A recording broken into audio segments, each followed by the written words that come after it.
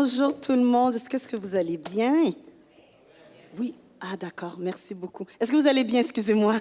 Oui. Alors, vraiment, c'est un privilège pour moi d'être avec vous ce matin. Encore merci à Pasteur Nathalie. En plus, Antoine m'a dit, ah, mon conjoint n'est pas là, Pasteur David, parce que moi, je prends encore des cours à l'Institut biblique. Alors, il y a ce côté-là de prêcher devant ton... C'est ça. Alors, mais je sais qu'il risque de réécouter ça. Mais vraiment, c'est un plaisir d'être avec vous. Alors, j'ai mon conjoint aussi qui est là avec vous, Jonas, mon mari qui est là, qui m'encourage. J'ai mon amie aussi, Séverine, qui est là. J'ai mes deux amis aussi de Gospel Vie qui sont là. En tout cas, je ne m'attendais pas que vous soyez là. Je suis vraiment bénie. Il y a mes enfants qui sont à l'éducation chrétienne que Pasteur Nathalie a permis qu'ils puissent avoir une petite réunion. Et je prie vraiment qu'à travers le message que je vais vous donner ce matin, vous allez voir, je suis quelqu'un de très dynamique, que ce message-là puisse vraiment parler à votre cœur. Comme Nathalie l'a dit, je suis pasteur de l'Église Gospel Vie dans le niveau de la louange et l'adoration. Alors, de temps en temps, je chante, de temps en temps, je prêche, mais je suis passionnée de Jésus dans les deux côtés. Alors, chère Église, que Dieu de la grâce et le Dieu d'amour puisse vous accorder la paix à travers de ce message-là que je vais vous donner. Est-ce que vous êtes prêts? Êtes-vous prêts? Alors, je prie. Seigneur, nous sommes à nouveau à ton écoute à travers de ta parole. Nous voulons entendre ta voix. Quel bon temps de louange que nous avons passé en ce moment. Et je prie que encore une fois, Seigneur Dieu, ta présence puisse parler à chacun de nos cœurs. Seigneur Dieu, notre désir, c'est d'être laissé conduit par toi. Conduit par toi. Voilà notre désir. J'ai prié dans le beau nom de ton Fils Jésus. Amen. Amen. Avant de rentrer dans le message, je dois vous raconter une petite chose qui est en lien avec mon titre, mais je ne vais pas vous donner tout de suite le titre. Il y a quelques années plus tard, je conduisais ma voiture, mais avant, j'étais avec mon mari, on préparait les enfants. Je suis maman de 4 enfants. En ce moment, un de 21, il ne serait pas content, hein? 21, 18, 11 et 8 ans. Et on est en train de préparer les enfants quand ils étaient un petit peu plus jeunes. Alors, boîte à lunch et tout ça. Et puis, il y a un de mes enfants, mon mari, s'en va travailler. Moi, je m'en vais aussi travailler. On dépose les enfants, un à l'école, un à la garderie.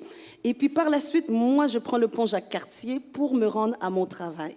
Et dans un de mon travail, je suis aussi dans le milieu du service de la police parce que je suis aumônière en ce moment dans un refuge d'hébergement pour les femmes en violence conjugale, toxicomanie, itinérance et les personnes qui n'ont pas de statut. Mais avant ça, j'étais avec le service de police. Alors, je conduis, et puis je vois un trafic immense qui est devant moi. Je dis, ah non, moi je ne veux pas arriver en retard.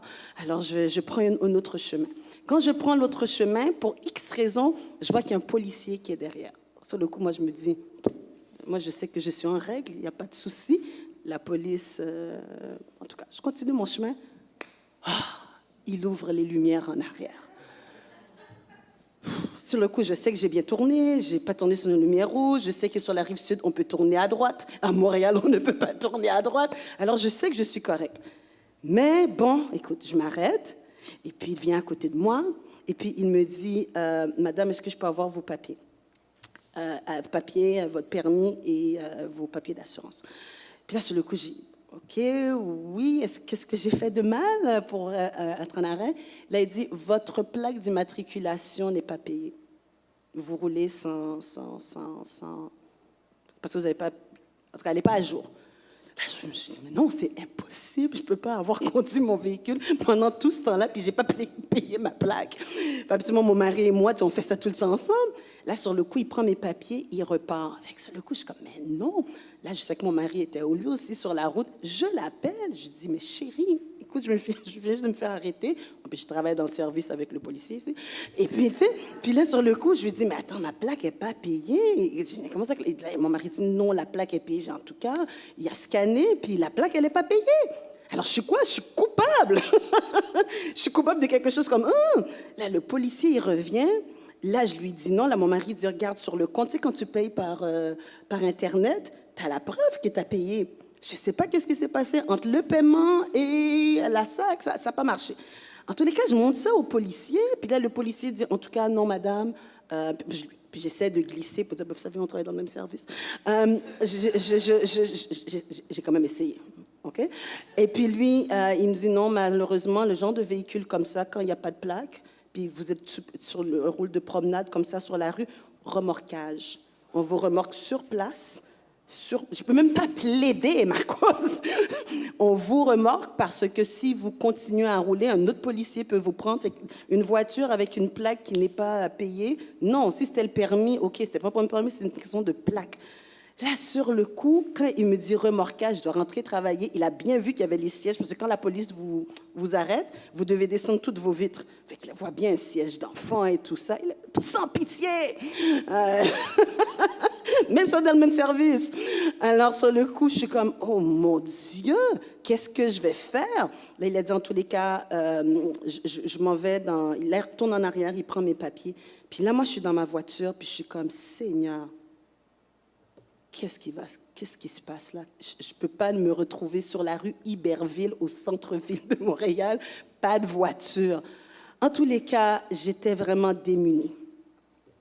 Et à travers de ce message-là puis je vais vous donner la suite par la suite. Qu'est-ce qui m'est arrivé?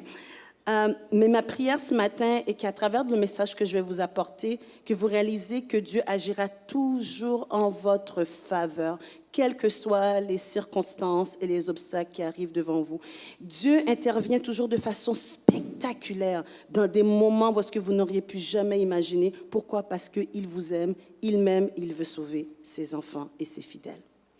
Alors, le titre de mon message est « Coupable mais libéré ». Le titre de mon message ce matin, c'est « Coupable mais libéré ». Nous verrons 3 actions à appliquer dans nos vies pour vivre une grâce et une puissance de Dieu. Je prie que ces points, vous puissiez vraiment les prendre et les saisir. Comme ça, dans les moments de difficulté, vous soyez dans le calme. Que vous soyez dans le calme et dans la paix parce que Dieu pourvoira à vos besoins. Alors, je vais commencer mon texte. Mon texte est dans Actes 16, versets 16 à 40. Je vais le lire rapidement et après, je vais vous donner les points. Comme nous allions au lieu de prière, une servante qui avait un esprit de python et qui, devinant, procurait un grand profit à ses maîtres, vint au-devant de nous et se mit à nous suivre. On parle de Paul et Silas. Elle criait, « Ces hommes sont les serviteurs du Dieu très haut et ils vous annoncent la voie du salut. » Elle le fit pendant plusieurs jours. Paul, fatigué, se retourna et dit à l'esprit, « Je t'ordonne, au nom de Jésus-Christ, de sortir d'elle. » Et il sortit à l'heure même. Les maîtres de la servante, voyant disparaître l'espoir de leur gain, se saisirent de Paul et Silas. Ils les traînèrent sur la place publique devant les magistrats. Ils les présentèrent aux prêteurs en disant, « Ces hommes troublent notre ville. Ce sont des Juifs.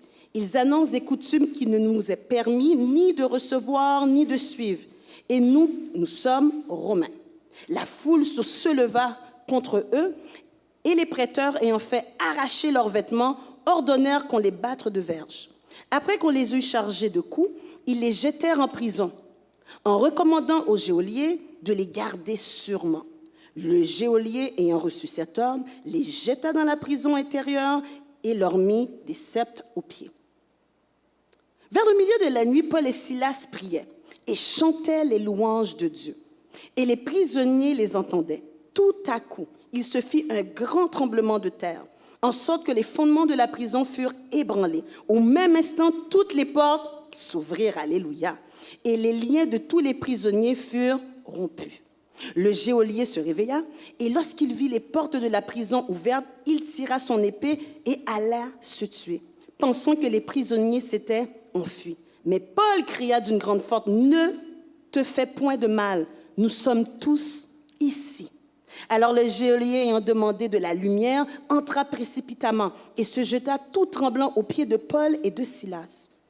Il les fit sortir et dit, « Seigneur, que faut-il que je fasse pour être sauvé? » Paul et Silas répondirent, « Crois au Seigneur Jésus et tu seras sauvé, toi et ta famille. » Et ils lui annoncèrent la parole du Seigneur ainsi qu'à tous ceux qui étaient dans sa maison. Il les prit avec lui et à cette même heure de la nuit, lava leurs plaies et aussitôt il fut baptisé, lui et tous les siens. Amen. Les ayant conduits dans son logement, il leur servit à manger, il se réjouit avec toute sa famille et de ce qu'il avait cru en Dieu. Quand il fit jour, les prêteurs envoyèrent les licteurs pour dire au geôlier, « Relâche ces hommes. » Et le geôlier annonça la chose à Paul. Les prêteurs ont envoyé dire qu'on vous relâche. Maintenant donc, sortez, allez en paix. Et je vais tout de suite passer au 37 et 38 qui dit, mais Paul dit au lecteur, après nous avoir battus publiquement, sans jugement, nous qui sommes Romains, ils nous ont jetés en prison et maintenant ils nous font sortir secrètement, il n'en sera pas ainsi. Qu'ils viennent eux-mêmes nous mettre en liberté. Les licteurs rapportèrent ces paroles aux prêteurs qui furent effrayés en apprenant qu'ils étaient Romains. Ils virent les apaiser et les mirent en liberté et en les priant de quitter la ville. Quand ils furent sortis de prison, ils entrèrent chez Lydie et après avoir vu et exhorté les frères, ils partirent. Est-ce qu'on peut dire amen à ce beau message? Quelle belle histoire! J'aime cette histoire parce qu'elle est remplie de toutes sortes de principes. Mais vraiment ce matin, je vais vraiment m'attarder vraiment sur 3 points. J'aimerais vraiment, chère Église, que vous puissiez vraiment repartir avec des paroles de foi, avec des choses concrètes, à travers vraiment de 3 points. J'aurais tellement à dire, mais je vais vraiment Ça a été difficile pour moi. Il y a tellement de belles choses qui sont riches, mais je me dis, OK, Saint-Esprit, je vais rester avec les 3 points. L'histoire se déroule à Philippe, qui était une colonie romaine. C'est important que vous puissiez comprendre pourquoi tout ça s'est passé avec Paul et Silas. Et qui est maintenant, en ce moment, qui est un petit peu la Grèce actuelle d'aujourd'hui. Étant une colonie romaine, elle était administrée par des magistrats romains, qui étaient appelés, justement, comme vous avez vu dans le texte, qui s'appellent les prêteurs. Ces magistrats avaient le pouvoir de juger les affaires locales et de maintenir l'ordre public dans la ville. Alors, c'est pour ça que dès qu'il s'est passé quelque chose avec Paul et Silas, ils sont tout de suite venus, on les a battus, on les a fouettés, parce qu'ils avaient cette autorité-là. Ils pouvaient juger rapidement les étrangers qui troublaient la paix publique. Les coups, les verges, l'emprisonnement, c'était quelque chose qui était vraiment courant là-bas, à cette époque-là. Et aussi, c'était une ville qui était très importante dans le niveau stratégique, du niveau commercial. Il y avait des produits agricoles, il y avait des produits de vin, il y avait des produits de l'huile d'olive. Moi-même qui ai été à Jérusalem, bon, j'ai mes 2 amis ici qui ont été à Jérusalem avec moi, on peut vous dire qu'on en voit des oliviers un peu partout. Alors, dans cette région-là, commerciale aussi, il y avait aussi du poisson, il y avait aussi le tissu qu'on appelle aussi... qu'on appelle la pourpre. Et justement, quand on a parlé de notre sœur Lydie dans le verset 40, dans le verset 40, mais Lydie, c'était une marchande de pourpre qui avait donné sa vie au Seigneur. Et justement, la pourpre était comme une teinture, mais qui était tout à fait précieuse. Et quand le textile était peint avec cet ingrédient-là, il y avait une qualité importante. Et dans cette région-là, il y avait ça. Il y avait aussi du métal, il y avait aussi de l'or, parce qu'il y avait aussi une affaire minière, de l'argent. En tout cas, pour vous dire que c'est un coin vraiment commercial, riche, il y avait beaucoup de monde qui passait par là. Alors, quand Paul et Silas sont là, il y a vraiment une grande communauté de personnes qui sont là. Mais aussi, les habitants adoraient d'autres dieux, des déesses, parce que c'était dans la partie gréco-romaine. Rome permettait aux gens et ses colonies d'avoir leur propre religion. Mais ils n'étaient pas d'accord que les gens puissent faire du prosélytisme, qui veut dire convertir des personnes selon ta foi. En fin de compte, faire du recrutement, si je peux dire ça plus simplement, OK? Auprès des citoyens. Ça, c'était interdit. Tu as ta foi, c'est super, mais fais pas de recrutement. Et bien sûr, à cette époque-là aussi, les gens y rendaient beaucoup hommage à leur empereur. Alors, les pratiques aussi de divination et de magie étaient aussi très répandues. Ce n'est pas pour rien que vous voyez la femme qui était dans la divination, possédée d'un esprit de divination. Il faut comprendre que cette femme, elle était un esclave. Elle était un esclave et ses maîtres l'utilisaient, parce qu'un esclave n'avait aucun droit, Et en plus, elle était avec des divinations pour qu'elle puisse dire des choses comme ça. Fait qu'elle était esclave, elle prophétisait des choses, eux, cela ramenait beaucoup d'argent. Alors le fait que Paul et Silas sont venus la sauver et la délivrer a fait qu'ils avaient maintenant plus de moyens financiers. Alors c'est une des raisons que je voulais vraiment vous expliquer pourquoi cette femme-là, elle a fait cela. Premièrement, elle était une esclave. Et niveau politique, niveau économique, qu'est-ce qui se passait dans cette ville-là? Pourquoi Paul et Silas, tout de suite, on les a pris et qu'on les a fouettés ainsi? Alors, dans une situation d'impasse de notre vie, comme il est écrit, coupable, mais libéré, parce que comme je vous dis, je vais vous expliquer qu'est-ce qui m'est arrivé avec monsieur le policier sur la rue Iberville à Montréal. J'étais coupable, mais j'aimerais ça vous donner 3 points. Mon premier, une action à faire lorsqu'on est dans une situation d'impasse ou dans une situation où est-ce qu'on est coupable. Est-ce qu'on est coupable? Est-ce que c'est légitime? Est-ce que c'est non légitime? Mais qu'est-ce qu'il faut faire à cette étape-là? Une des clés que Paul et Silas nous montrent, rechercher la présence de Dieu. Mon premier point, recherchez la présence de Dieu où que vous soyez. Après qu'on les ait eu chargés de coups, ils les jetèrent en prison en recommandant au geôlier de les garder sûrement. Le geôlier ayant reçu cet ordre, les jeta dans la prison intérieure et leur mit des sceptres aux pieds. Vers le milieu de la nuit, Paul et Silas priaient et chantaient les louanges de Dieu et les prisonniers les entendaient. C'était tellement bénissant le chant de louange que tu as apporté, parce que c'est tellement en lien avec mon message. On ne sait pas parler, je sais, mais vraiment tout mon message est vraiment en lien avec l'action de la puissance de la louange lorsqu'on est dans l'épreuve. Alors Paul et Silas ont réagi à leur arrestation par la foi.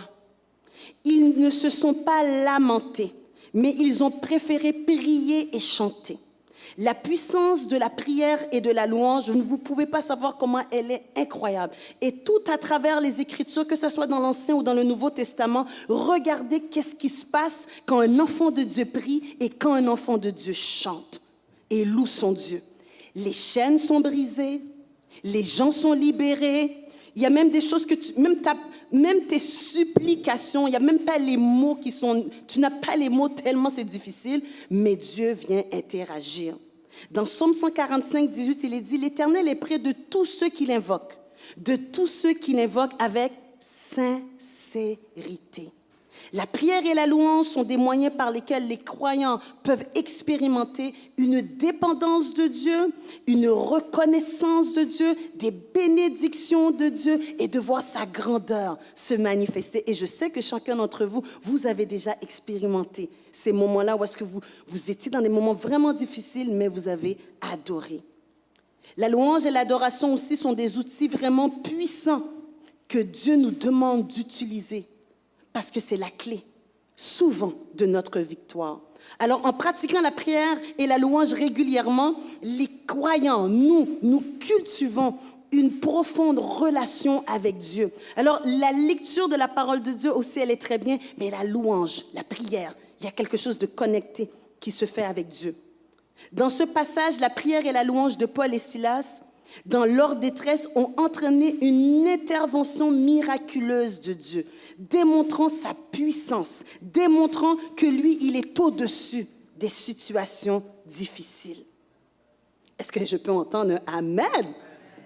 Et quelquefois, nous, on pense que les temps de louange que nous avons à l'Église, c'est pour passer le temps avant la prédication. Non, c'est un moyen déjà pour vous préparer. C'est déjà un moment pour vraiment, peut-être, même des fois dans la louange, moi, c'est là où est-ce que j'ai eu des fois ma délivrance. Des fois, c'est pas que mes pasteurs, le message n'était pas à propos, mais dans une célébration d'une réunion, laissez votre corps toujours ouvert parce que Dieu va parler. Et des fois, votre délivrance, votre solution, votre questionnement, vous allez recevoir votre réponse dans la louange, dans la prière ou des fois dans le message.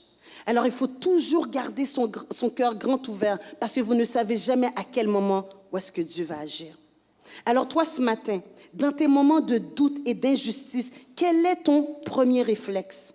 Est-ce que ton premier réflexe est comme Paul et Silas, dans le niveau de la prière ou de l'adoration ou bien de la louange? Est-ce que pour toi, rechercher Dieu dans les moments difficiles, c'est quelque chose c'est pas la première chose qui te vient? En fin de compte, qu'est-ce qui t'empêche à louer et qu'est-ce qui t'empêche à prier lorsque tu te retrouves dans un moment difficile? Je vous emmènerai aujourd'hui, ce matin, à relâcher ces choses-là.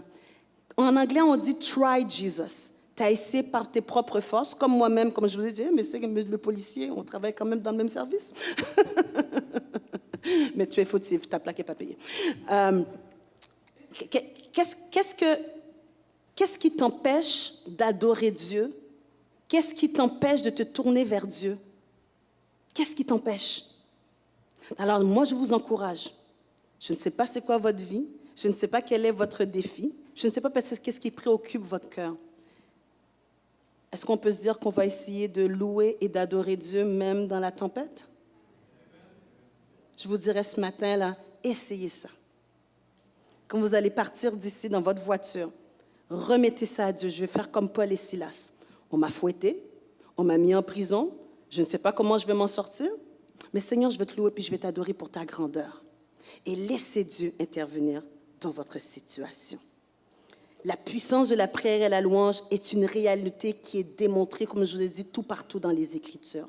Elles sont le moyen par lequel Dieu communique et il expérimente sa présence, là où est-ce que tu ne penses qu'il n'aurait jamais agi. Ça, c'est mon point numéro 1. Mon point numéro 2. Soyez patient. En plus, on a parlé tantôt dans la louange. Soyez patient. Tout à coup, il y a eu un grand tremblement de terre, en sorte que les fondements de la prison furent ébranlés. Au même instant, toutes les portes s'ouvrirent et les liens de tous les prisonniers furent rompus. Malgré les mauvais traitements qu'ils ont subis, Paul et Silas, ils gardèrent une attitude positive et une perspective centrée et orientée vers Dieu. Lorsqu'on est coupable ou on nous dit qu'on est coupable puis il y a de l'injustice, la clé pour le croyant n'est pas de plaider sa cause, mais de se réfugier vers Dieu. Que lui, il a la solution. Quand tu gardes la paix. La persévérance de Paul et Silas a été démontrée par leur endurance dans l'épreuve. Imaginez-vous, ils ont été fouettés là. C'est pas comme si on les a juste mis en prison. On les a fouettés, on les a humiliés. Combien de fois, peut-être certains d'entre vous, vous avez vécu une humiliation? Moi, j'en ai vécu des humiliations. Puis franchement, j'aurais vraiment voulu que quelqu'un vienne prendre ma part. Mais Dieu n'a pas rien dit. Il fallait que je vive ça. Et cette humiliation-là et ces choses-là que j'ai vécues m'ont appris à être dépendant de Dieu. Pour dire, j'ai tout dit, j'ai monté l'épreuve, j'ai tout ce qu'il y a, mais je suis quand même toujours coupable. Alors Seigneur, en fin de compte, c'est toi qui dois plaider pour ma cause. Et là où est-ce que le chrétien doit se mettre, c'est se réfugier dans la paix et dans la patience que Dieu agira en ma faveur. Comment est ta posture face à une situation qui est hors de ton contrôle? Comment tu réagis? Quel est ton premier réflexe à ce niveau? L'endurance de Paul et de Silas et leur louange, vous savez qu'est-ce que ça fait? Ça a attiré l'attention de Dieu. Je répète, l'endurance de Paul et de Silas et leur louange et leur prière ont attiré Dieu, l'attention de Dieu à leur situation et qui a répondu miraculeusement. Ce matin, je t'invite, premièrement, comme je vous ai dit avec le point 1, le point maintenant numéro 2, voilà ce que je vous encourage de faire. Attire l'attention de Dieu par ta patience à endurer l'épreuve. Oh, vous n'aimez pas ça, qu'est-ce que je viens juste de vous dire, hein? En tout cas, pour toutes celles qui ont accouché, on sait c'est quoi la patience avant. On va faire ça 4 fois. Ça, cette phrase-là, je peux l'appliquer pour l'accouchement. Mais dans d'autres sphères de ma vie, je vous dis ça à vous, mais ça ne veut pas dire parce que je le fais automatiquement. J'apprends encore à le faire. Mais attirons Dieu, le regard de Dieu, par notre patience, à attendre qu'il agira en notre faveur. Parce que le Dieu que nous servons n'est pas un Dieu de l'impossible, mais il est le Dieu de la possibilité. Rappelle-toi qu'il y a un grand tremblement de terre qui a secoué la prison, ouvrant les portes, qui a rompu les liens. Même cette même intervention-là, Dieu aussi peut le faire pour toi et pour moi dans ma vie. Dans certaines sphères, il y a certaines choses qui vont trembler. Mais comment est ta posture vis-à-vis de Dieu? Comment est ton cœur? Comment il est placé? Quelles sont tes paroles? Patience, endurance, parce que Dieu se lèvera pour toi. C'est leur confiance en Dieu et leur persévérance dans la foi qui leur a conduit à intervenir. Et quelques mois de ça, j'avais prêché un message à mon assemblée qui parlait de la vision et des saisons de Dieu. Puis ça m'a vraiment touché ce passage dans la parole de Dieu où est-ce qu'on voit Agar qui s'en va avec Ismaël. Et puis là, elle se voit dans le désert et on entend Dieu qui entend les cris de l'enfant. En fait, quelle que soit ta situation, Dieu te voit. Là où est-ce que les gens ne te voient pas, Dieu te voit et Dieu répond. Il se soucie de ta situation parce qu'il est un bon Père. Il est un Dieu bon et compatissant. Son cœur n'est pas dans l'injustice, mais son cœur est dans la justice. Dans Jacques 1, 2 et 4, il est dit, mes frères, je sais que vous n'allez pas aimer le verset, mais c'est dans la parole. Jacques 1, verset 2 et 4, il dit, mes frères et mes sœurs, bien sûr, regardez comme un sujet de joie complète les diverses épreuves auxquelles vous pouvez être exposés, sachant que l'épreuve de votre foi produit la patience.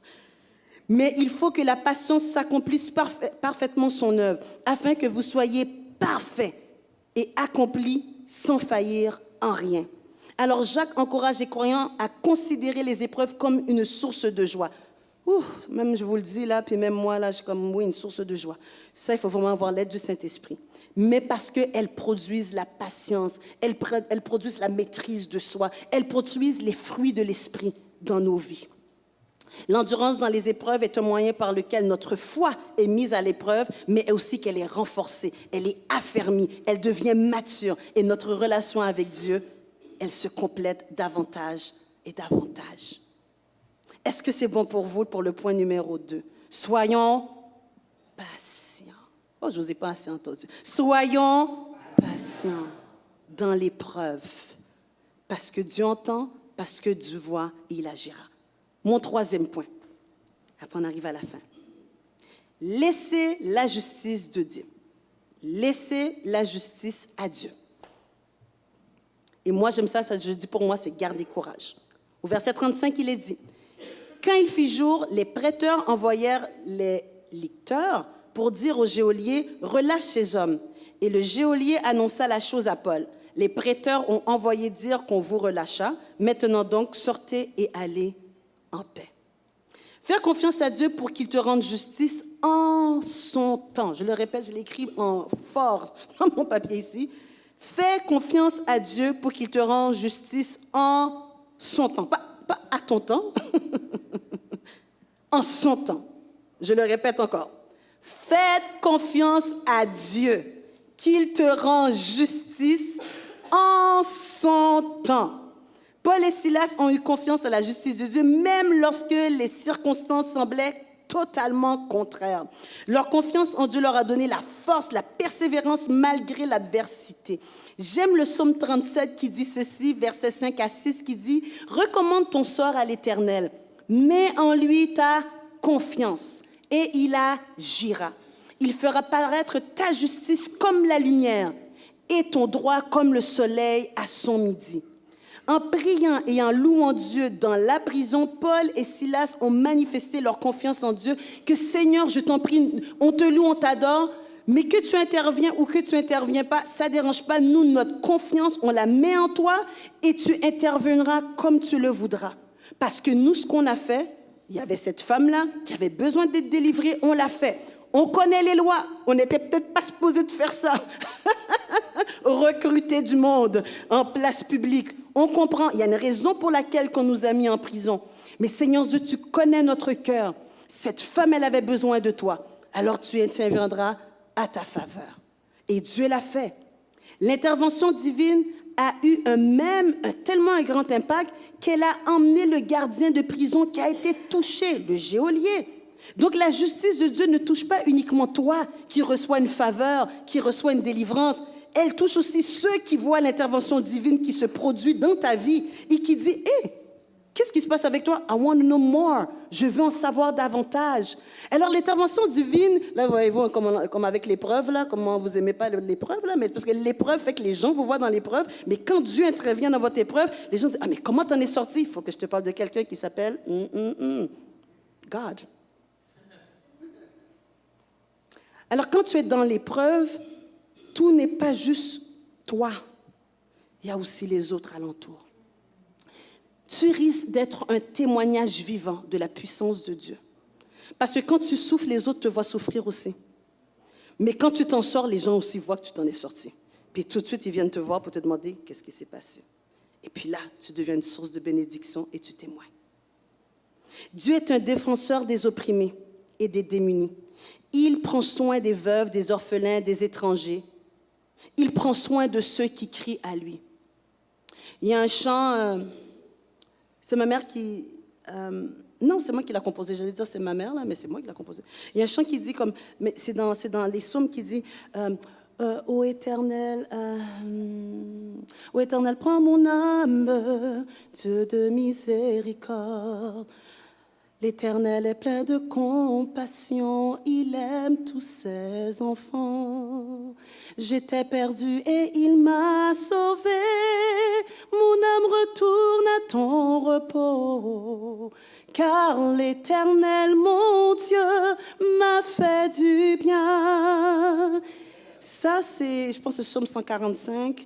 Ça, quand j'ai commencé dans la foi, c'est que des fois, quand on est dans l'épreuve, on veut ça. Ô Éternel, sauve mon âme. Ça me fait tellement mal. Je pleure, je crie, aucune solution. Mais Seigneur, je tourne les regards vers toi. Parce que tu es celui uniquement qui peut me faire du bien. Ce matin, laisse Dieu agir à travers de sa faveur. Ne retiens pas. Fais-lui confiance, comme Paul et Silas, quel que soit ton besoin. Comme plusieurs histoires bibliques, le meilleur exemple est Jésus-Christ. L'ultime exemple, ultime personne qui est restée dans le calme. Écoutez, on l'a fouetté, on l'a frappé. Es-tu le roi des Juifs? Si tu le dis. Non, mais il était calme, Jésus.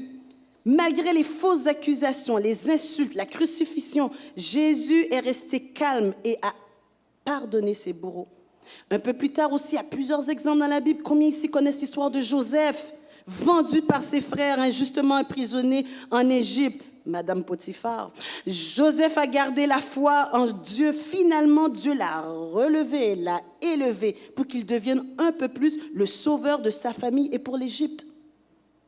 Et par la suite, avec l'exemple que je vous ai donné, Paul et Silas, en prison, dans la ville de Philippe, ils ont prié, ils ont chanté des louanges de Dieu.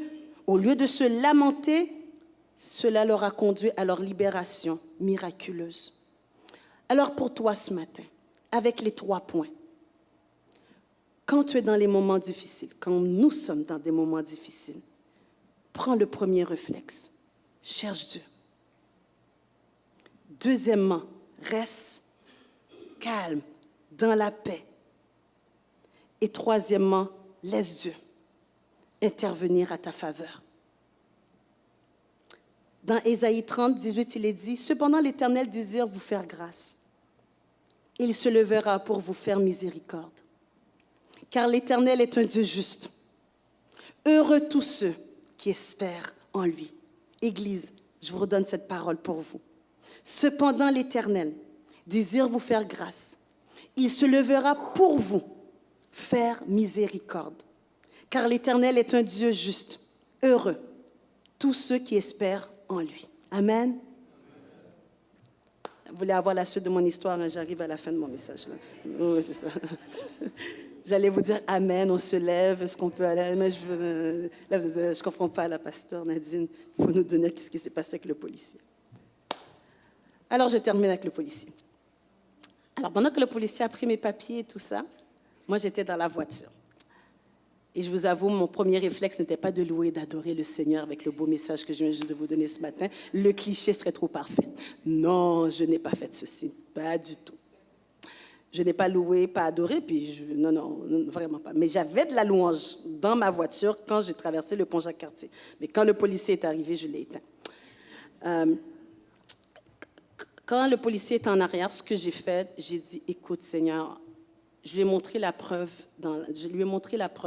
que le paiement il a été fait. Je ne sais pas qu'est-ce qui s'est passé.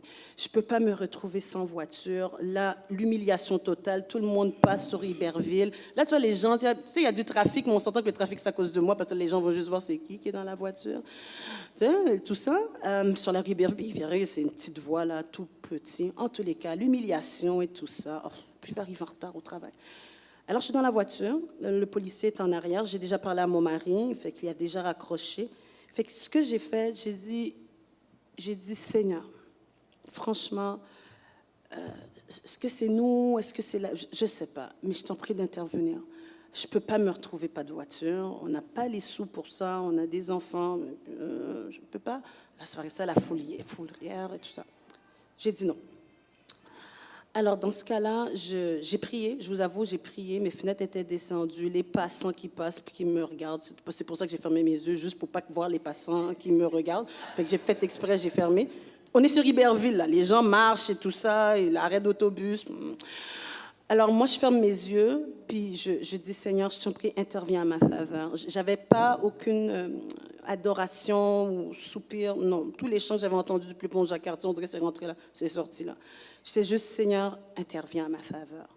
Puis là, maintenant, le policier, il vient, il me voit, il dit, bon, il me remet mes papiers et tout ça. Puis il dit, bon, madame, je ne vous fais pas remorquer votre véhicule. Moi, quand je dis, oh, Jesus, hallelujah!